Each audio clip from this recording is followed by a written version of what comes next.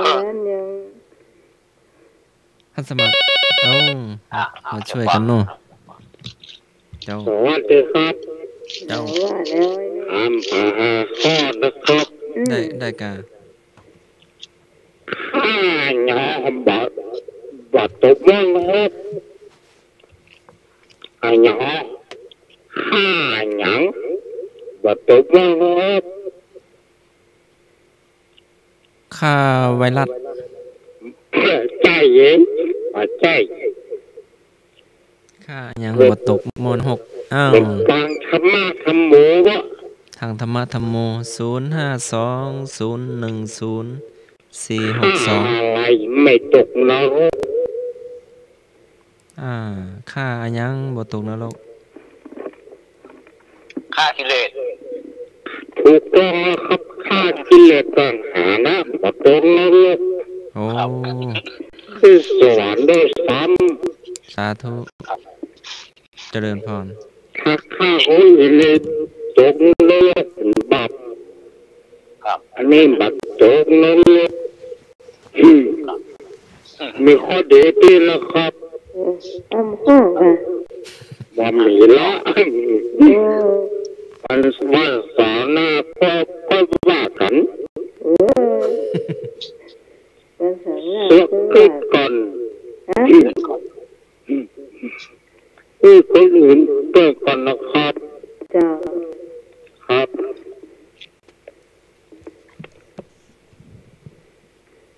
เอาปัญหาจุดมาถามก็ได้หรอกไอ้ชาวประการเราปัญหาจุดมาถามก็ได้เอาปัญหาจุดมาถามก็ได้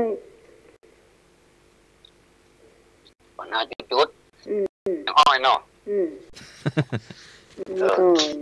อาจารย์จะถามก็อาจารย์ใครหัวใส่เอาท่านสมัครหรือว่าสมัครการต่อแกงปลาใส่ตุนลำเปื้อจุดอย่างอ้อนะโอ้ได้ยินปะไม้โค่นยามลมตามกลมจุดอย่างอ้อไม้โค่นตามลมตามกลมไม้โค่นตามลมตามโคมยามจุดตามโคมตามจุดตะเกียงเนี่ยจุดโคมเนี่ยจุดโคมเนาะใช่ยามค่ำโอ้วิทย์ไปยามทานข้าวแกงแคโอ้น่ายามน่ะเอาเล่นน้ำโป่งอีกใบ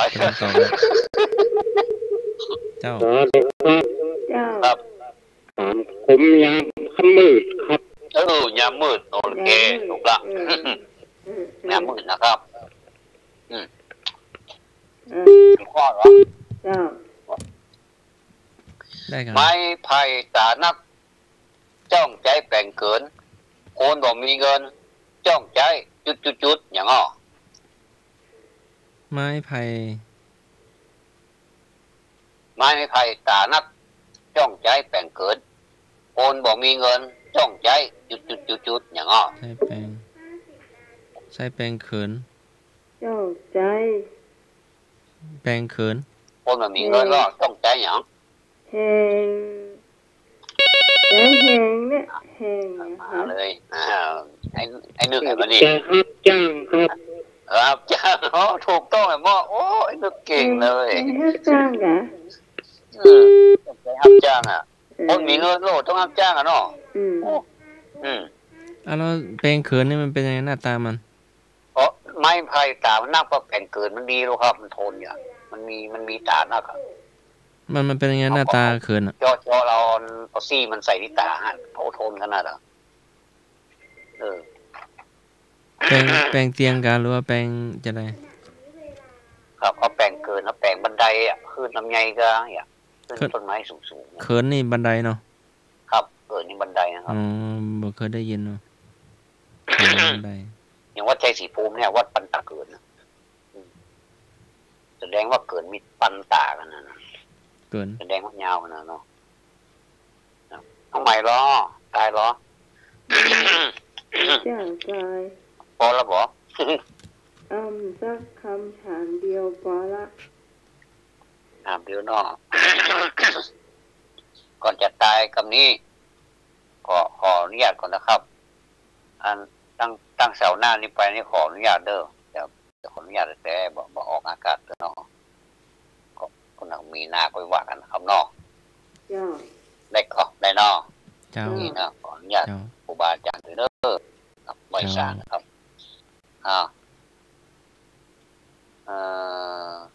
เดี๋ยวก่อนเนาะ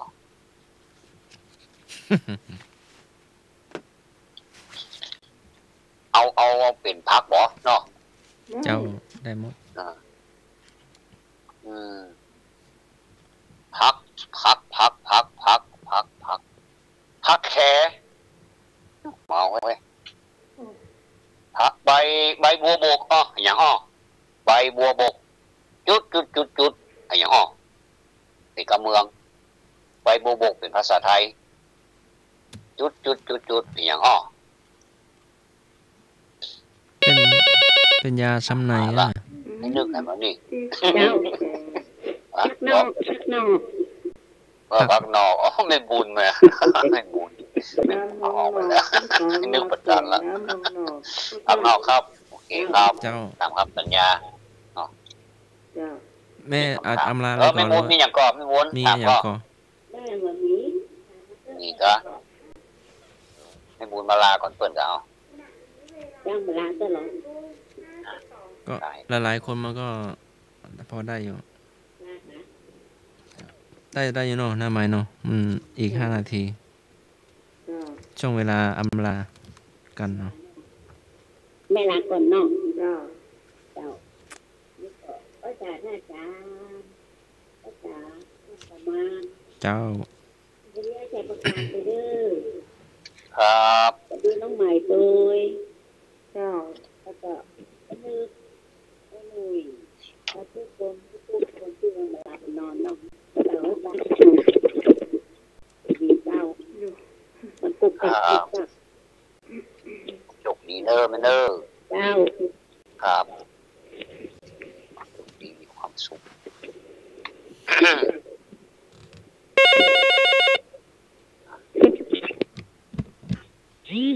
ครับผมครับราชการอาจารย์ท่านสมัครครับผม เจ้า ครับเป็นนักวิชาการทุกท่านนะครับแม่ทุกท่านนะครับให้โด่งดังนะครับ ครับ การรับความเหลือของสมาราโต้นะครับติดพ่อหลังพระนะครับสวัสดีครับทุกท่านนะครับหวังดีก็คนเท่าสมองว่าคือแท้ไม่แท้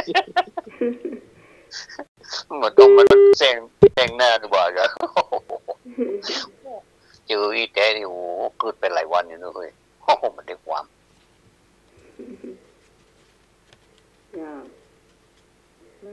แม่บัวถา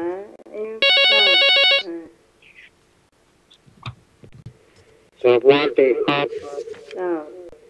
คืนนี้ผมขออวยพรให้ทุกคนทุกท่านรับฝันดีนะครับ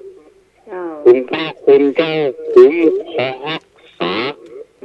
ทุกคนทุกท่านนะครับเจ้าสวัสดีครับขอบคุณในนึกจากต่อครับเจ้าไอ้นึกเจ้าโอ้มากันตัวกันมาสวัสดีเจ้าอีกเจ้าละไม้เจ้ากับนมัสการท่านอาจารย์เจ้าครับให้หนุ่มชัยประการเจ้าครับเมื่อคืนนี้ขอที่รับฝันดีนะเจ้าจัดธรรมะขาเชียทุกบ้านทางบ้านทุกคนเจ้ามาตีสวัสดิ์เจ้าอันนี้แม่ธิดาค่ะติดหน้าคัดกันมาแม่ธิดาแม่บัวถาแม่บัวถาทุกแม่มาเลยมีความสุขเลยเดินได้เจ้าคุณผู้ฟังท่านไหนเจ้าตะกี้แกได้เจ้าช้างเผือกเนี่ยมารับเสือเนาะเสือเนอะ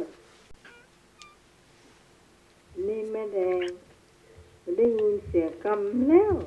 เนาะ หน่อยก็ได้เหรอเนาะเวีย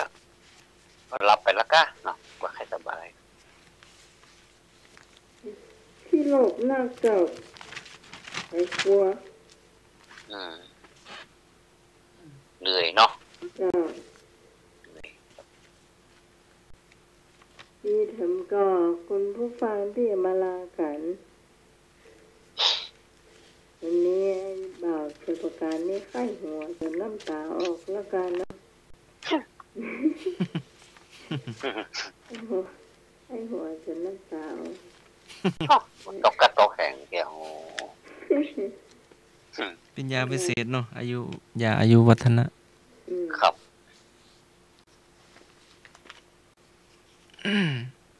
มีไผ่ละกะ ก็อย่าให้เครียดเนาะอย่าให้หัวแบบนี้ตลอดเพราะว่าก่อนที่จะสอบเราก็ต้องอารมณ์ดีก่อน ลมดีเลือดดูสื่อไปก็ยังเอาคนอื่นมาแปะเอามาฮื้อดูด้วยอ่ะแปลงเสียงคนนั้นคนนี้ไข้หัวตัวเขาลองแต่งเสียงให้มาฟัง เป็นเพลงเสียงให้ฟัง แต่งเสียงให้ฟังเหรอ เสียงสุมาเด้อลุงใจอันขอชักน้อยจะบักอย่าขอพ่อจักน้อยโยหนังสือไอ้หนังสือไม่รู้อ่ะเขาใครหัวตัวเขาหมดละยกตัวอย่างมาได้เนอะ เจ้า เดี๋ยวลุงใจจะโคตรตาผมข้างนอกร้านเเดี๋ยวกับแม่ว่าอะไรก็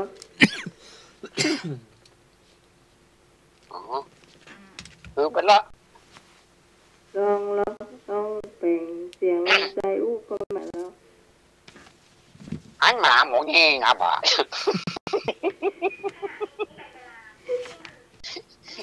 กินข้าวชุกอย่าข้าวฉานมาได้ไอ้แชมป์มึงมานี่ก่อนไอ้ยังลูกใจตะกี้นะกูยังไม่ได้คิดบัญชีกับมึงจะเนื้อแชมป์ไอ้ยังมึงยังหัวไม่จริงกูเนี่ย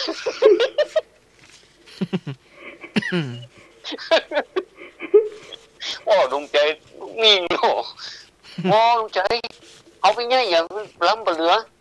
โอ้มันคือน้อยเดียวหมดใครโอ้ลูกค้าลูกหลานนะโอ้โยกเย้าเล่นหมดได้ลุงใจโอ้หรือว่าเอาม่วนก็ม่วนอย่างบ้าเก็บไปจะถ่ายมึงกูจะยุ่งมังมองกูจะยุ่งมือมองเขาให้หัวเนี่ยก็ม่วนก่อนเนาะนี่ก็อารมณ์ดีไปตัวเองเรียบร้อยนะครับเป็นอย่างเนอะมาทั้งห่วงเนอะขอบคุณมากเนอะลุงใจเป็นเพื่อนอยู่นอกจากนอกครับอาจจะบำรุงนักเนอะกำลังพัฒนาเนอะสักปีนึงอาจจะออกอัลบั้มช่วยได้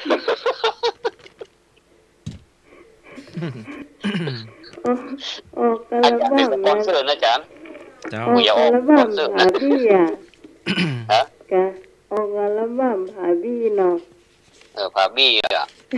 เอามันทำเจ๊งหมดเลย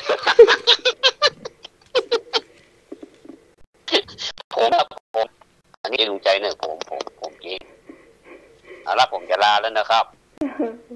ให้หัวหน้ารีบกินบาร์บีทำไมจะเป็นผีบ้าพอพานคือวางตั้งพอเพียงคือเพียงพอพูดก็ได้ยินพอนั่งเครื่องบินก็ถึงเร็วพอเที่ยวก็โดนจับ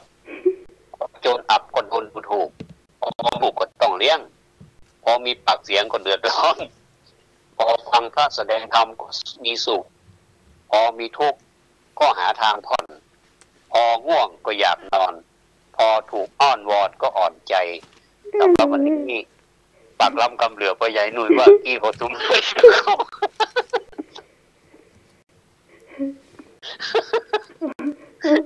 แต่คำสุดท้ายกับพอถูกอ้อนวอนก็อ่อนใจ อันนี้ผมว่าไว้ตั้งแต่วันเสาร์วันที่16กรกฎาคม2559นะครับจ้าอันเนี้ยคือมันเป็นประโยชน์นะการจดการเขียนนี่มันเป็นประโยชน์เราสามารถไปพอได้มาลุ้นได้นะครับถามอาจารย์สมัครเด้ออันนี้ส่วนของการจดนะอาจารย์เนาะเจ้าครับวันนี้อาจจะเลยเวลาไปนิดหน่อยนอกเรื่องไปหน่อยขอสุมาเลยนะครับให้ใดละตามสัญญาเด้อสัญญาลูกพ่อจันได้กันได้กันมาเจมาสุดข้อสุดท้ายนะพอดูมันก็หดเยอะที่มาเอานะครับขอบพระคุณครับขอบพระคุณอาจารย์เนอะอาจารย์พระครูนะครับปักล้ำกำเหลือขอสุมาด้วย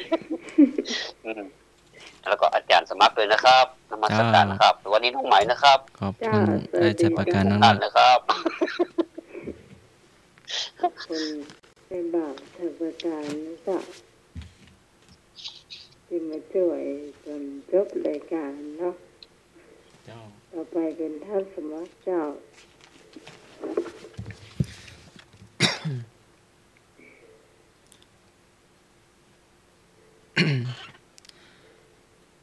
วายะเมเทวะปุริโสยาวะอัฏฐสะนิปปทาบุรุษพึงพยายามไปจนกว่าจะสำเร็จประโยชน์ค่ำคืนนี้ก็ให้ท่านผู้ฟังหลับฝันดีตื่นขึ้นมาก็มีความสุขขอเจริญพรเจ้าสำหรับค่ำคืนนี้ก็ขอบคุณทุกเสียงทุกสายที่มาช่วยกันสร้างสีสันในรายการธรรมะคลายเครียดนะเจ้าเราจะมาพบปะกันใหม่ในวันเสาร์อาทิตย์หน้านะเจ้าทีมงานธรรมะคลายเครียดทุกคนต้องขอบคุณคุณผู้ฟังเหมือนกันเนาะที่อยู่เป็นเพื่อนกันจนถึงเวลาเที่ยงบ่ายๆแล้วเจ้าตอนนี้ก็ใหม่ก็ต้องจะขอบคุณความเมตตาคุณผู้ฟังจะได้ขอบคุณราชประการตัวเจ้าขอบคุณท่านสมาขอบคุณพระครูสุวิศวัตกิจโตผู้อำนวยการสถานี